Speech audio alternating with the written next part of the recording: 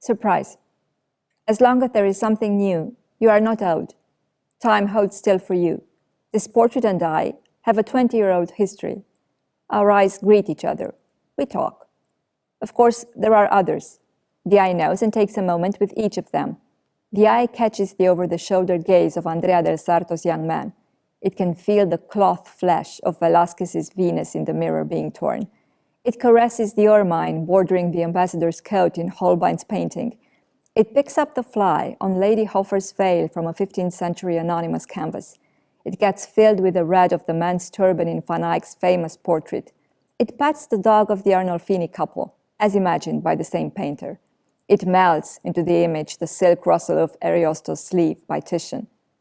There is a pleasant and gentle familiarity about it all, a warm comeback, as in an old relationship with no rough ends. The eye doesn't fret. It just moves from one side to the next. It lingers a few moments, it weighs in, it frowns or it smiles on the inside. The high horse, guarded by stone-carved lions, hide known treasures. There is an almost domestic joy in being here again, an anchor in a troubled world, a haven. It's just that the steps always go the same way, the same direction that makes one's pulse speed up. The eye is waiting, blinking with pleasure, as if it were discreetly munching on the approach of a sweet taste. Why is it different with this painting, seen so many times, known, yet never entirely known, is a mystery. Here it is. The eye gets hold of it from a distance. The sight is renewed as the steps increase and the image grows larger, as if under a scope, as in a skilled story also told on canvas. The eye grows larger this time, as always.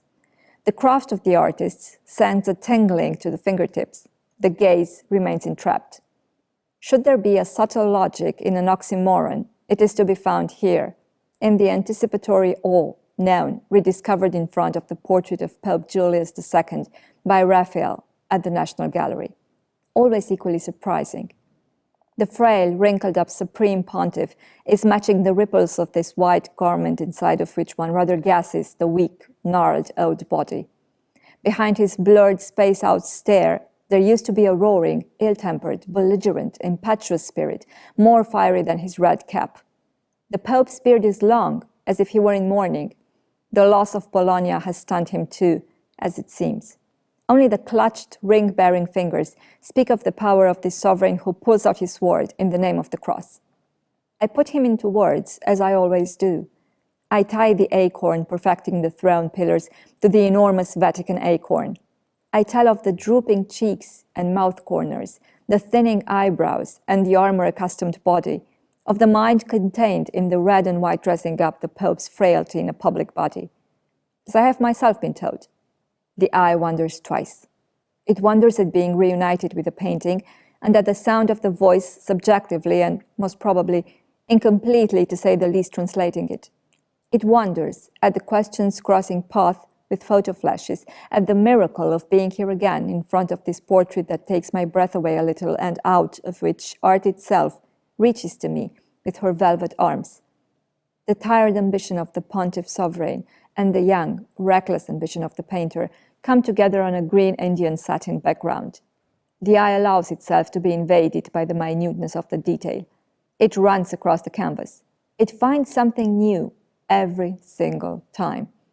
The word can barely follow. The lips open up, the voice comes to life, the eye forgets to blink.